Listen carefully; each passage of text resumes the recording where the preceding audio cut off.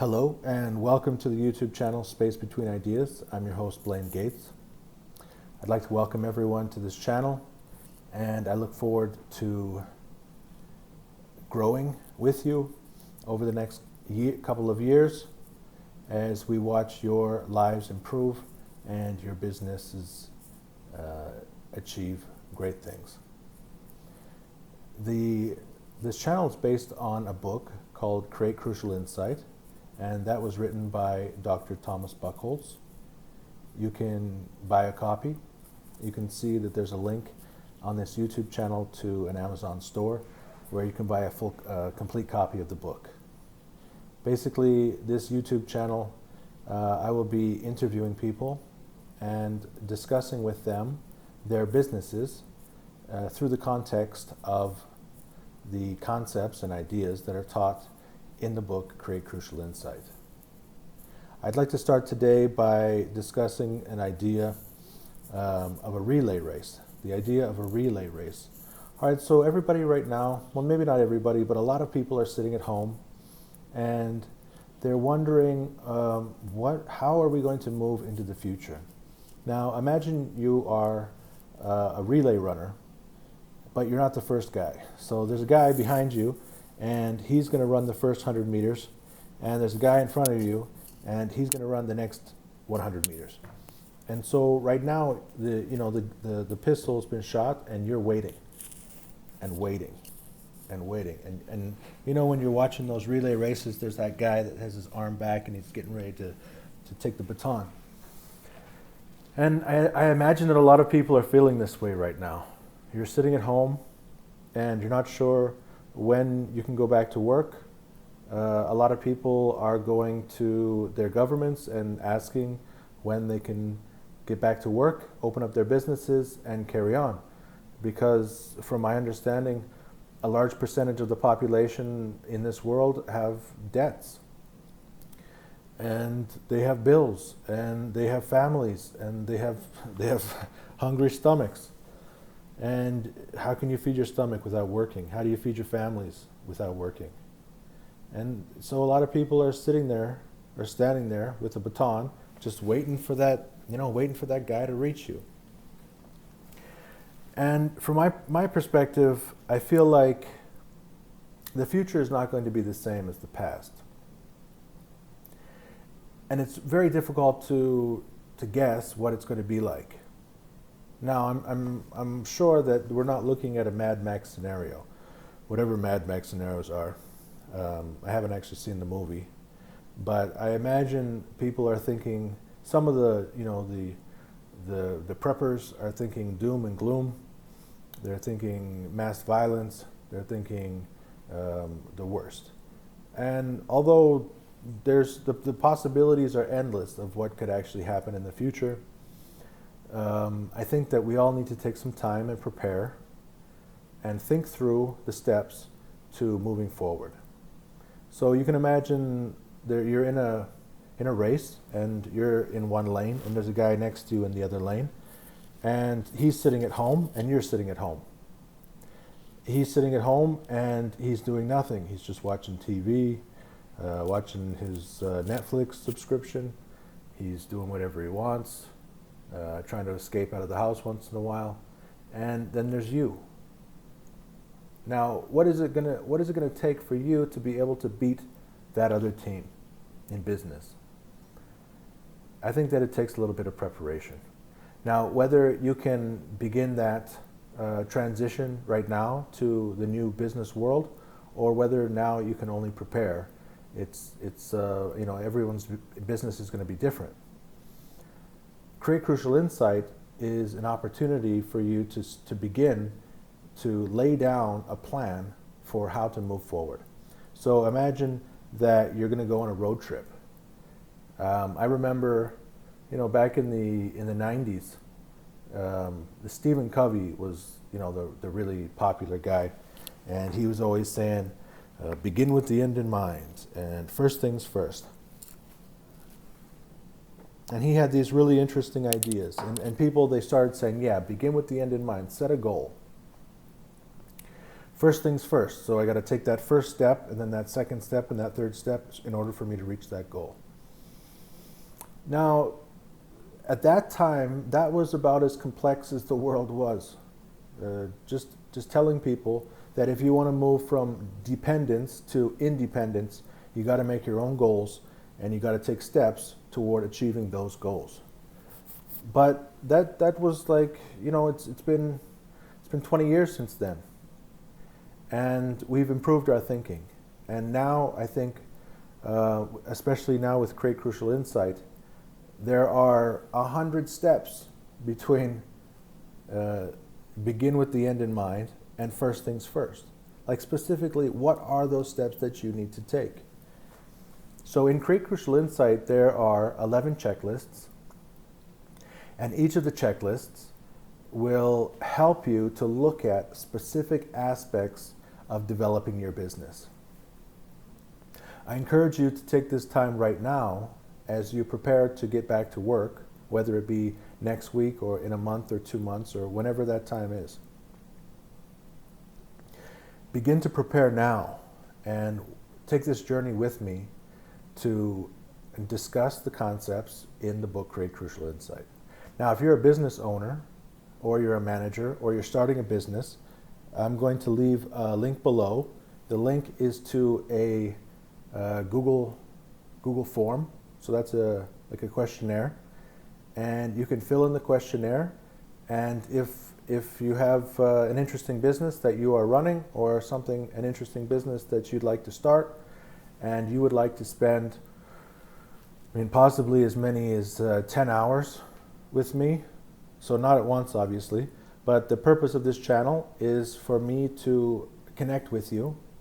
We will set up a Zoom call or some other type of software call that can be linked directly to YouTube. And so our conversation will be recorded and it will be live. And I will help you walk through the steps of these checklists in order to help you to develop a plan. Now, back to the Stephen Covey idea of begin with the end in mind and first things first. So imagine you're going on a trip, you're going somewhere, and you need to have a map.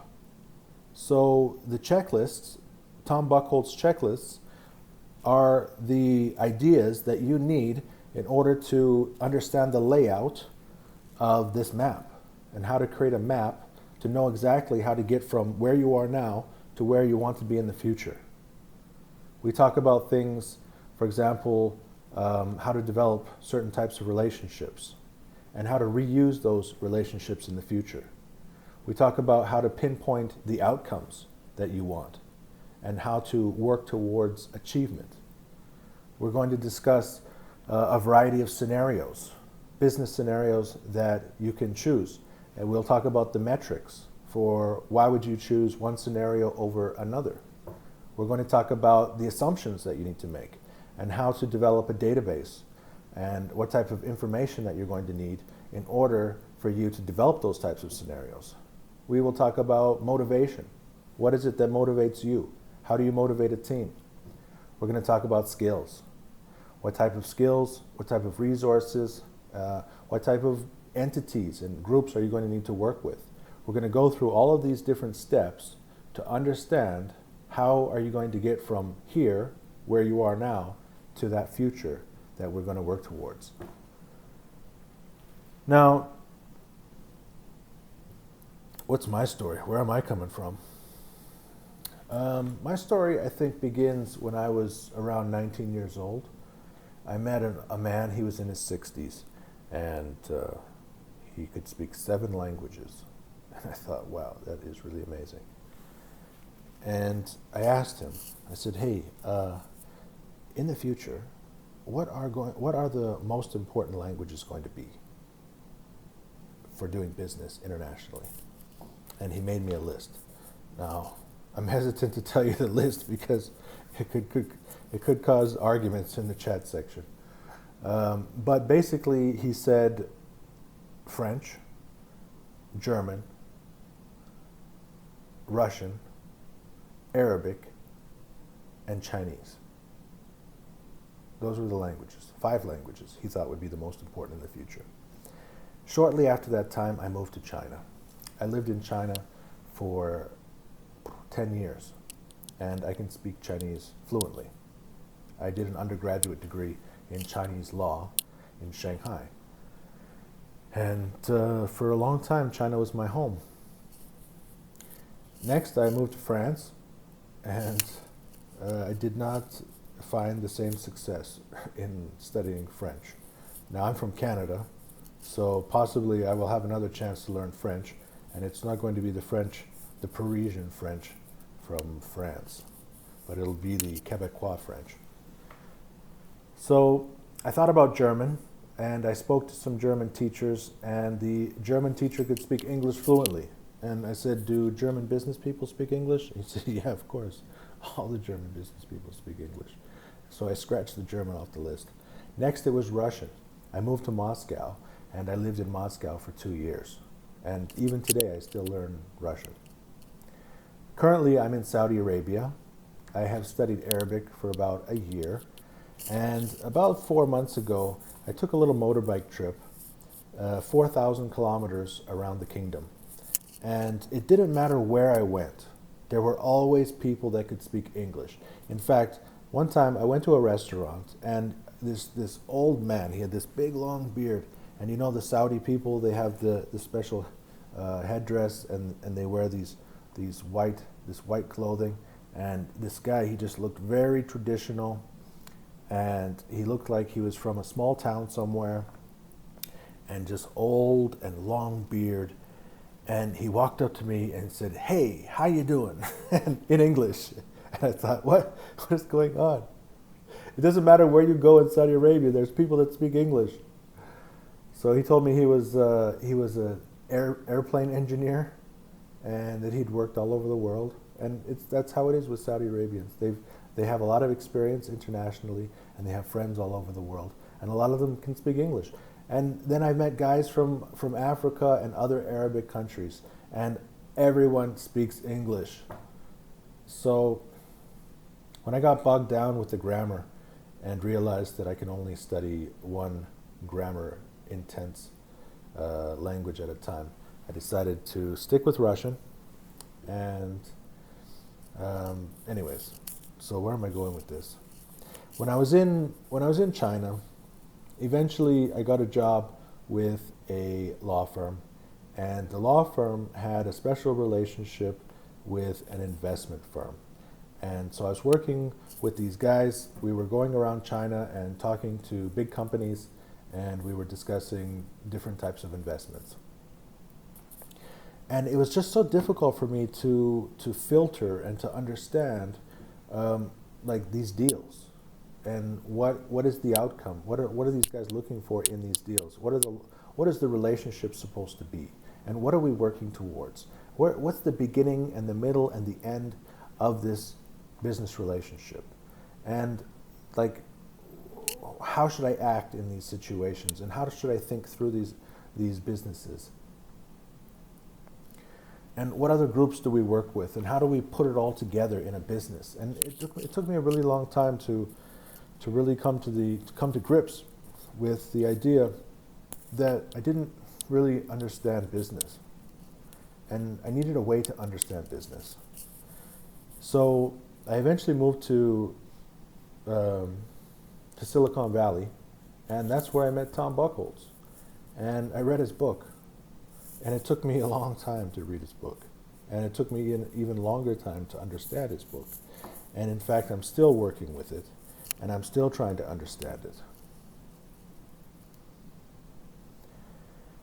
But through that period of understanding, I have been able to help many people work through his checklists and help them to develop an understanding of how to move forward with their businesses.